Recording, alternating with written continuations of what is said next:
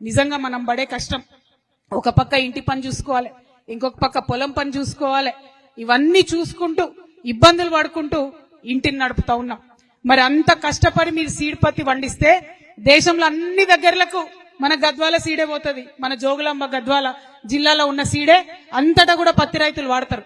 కానీ ఇక్కడ మాత్రం నిమిషానికి మిమ్మల్ని వేధిస్తా ఉన్నారు. నిమిషానికి ఎవరైతే ఈ కంపెనీలు ఉంటాయో, వాళ్ళ యాజమాన్యాలు ఉంటారో, వాళ్ళకి సంబంధించినటువంటి మధ్యలో ఉండే దళారులు ఉంటారో, మీ కష్టాన్నంతా కూడా వాళ్ళ దగ్గర పెట్టుకుంటున్నారు.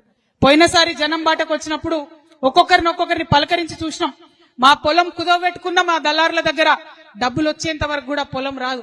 అట్లా పొలం ఎకరాలు కోల్పోయినటువంటి రైతులు అనేక మంది ఉన్నారు. మరి వాళ్ళందరూ కూడా కలెక్టర్ గారి సమక్షంలో మాట ఇచ్చి 2 నెలలైంది, ఇంతవరకు కూడా బకాయిలు ఇస్తలేరు. ఇప్పుడు ఎగబెట్టేటటువంటి ప్రయత్నం చేస్తా ఉన్నారు. కాబట్టి గద్వాల ఖచ్చితంగా రావాల్సిందే. వచ్చి ఇక్కడి నుంచి నేను ప్రభుత్వానికి హెచ్చరిక చేస్తా ఉన్నా, కరెక్ట్ వారం రోజుల టైంలో ఏదైతే మా సీడ్ పత్తి రైతులకు బకాయి ఉందో ఎటువంటి కొర్రీలు లేకుండా అవి మీరు విడుదల చేయాల్సిందే. మీరు గనక అవి విడుదల చేయకపోతే అవసరం అంటే తెలంగాణ వ్యాప్తంగా ఉన్నటువంటి వాళ్ళందరం కూడా ఇదే గద్వాలకు వస్తాం, ఇక్కడే కూర్చుంటాం, దీక్షకు దిగుతాం. బిడ్డ జాగ్రత్త.